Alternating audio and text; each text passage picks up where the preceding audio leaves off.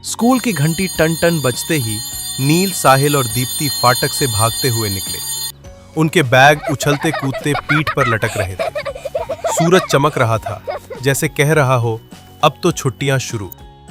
दिवाली की छुट्टियां शुरू हो गई हैं। तीनों पार्क की ओर भागे, मन में ढेर सारे खेल और दिवाली की लंबी छुट्टियों के सपने। दिन यूं ही उड़ गए, क्रिकेट खेलते, तितलियों का पीछा करते और कार्टून देखते देखते। फिर एक दोपहर सब ऊब गए। तीनों बिल्लियों की तरह फैले पड़े थे, सोच रहे थे अब क्या करें। मुझे बोरियत हो रही है, अब और क्या कर सकते हैं। तभी कटकट दरवाजा खुला। दादी और दादाजी आए, हाथों में गर्मा गर्म समोसे और चेहरे पर इतनी बड़ी मुस्कान जैसे पूरा सूरज साथ ले आए हों। क्यों उदास हो जब दिन इतना सुहाना है? दादाजी बोले, शायद थोड़ा मजेदार काम करने से बोरियत भाग जाएगी। चलो दिवाली के लिए लालटेन बनाते हैं।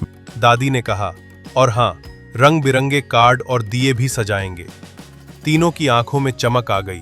हाँ चलो। डाइनिंग टेबल एक रंग बिरंगी कार्यशाला बन गई।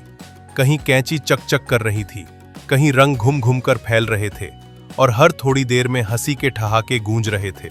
कुछ ही देर में घर जगमगा उठा। टंगी हुई लालटेनें, चमकते दिए और सजे हुए कार्ड। इतना सब बना लिया कि रखने की जगह भी कम पड़ गई। चलो दादा दादी की दुकान सजाएं, कितनी सुंदर लगेगी ना। चलो दुकान में थोड़ी सजावट लगाते हैं, लोगों को बहुत पसंद आएगी। वे सब चीजें दुकान की खिड़की में रख दी। एक बोर्ड लगाया, प्यार से बनाया। लोग रुकते, मुस्कुराते और लगभग सब खरीद लेते। पैसे गिनते गिनते नील, साहिल और दीप्ति ने एक दूसरे को देखा, फिर सब हंस पड़े। इस पैसे से अनाथालय के बच्चों को मिठाई और फुलझड़ियां देंगे।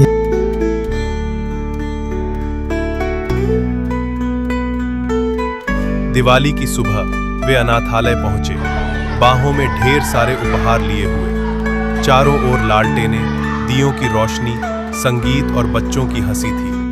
पूरा आकाश जैसे खुशी से जगमगा रहा। रात को तारे चमकते आसमान के नीचे तीनों दोस्त अपने दादा दादी के बीच चलते हुए घर लौटे।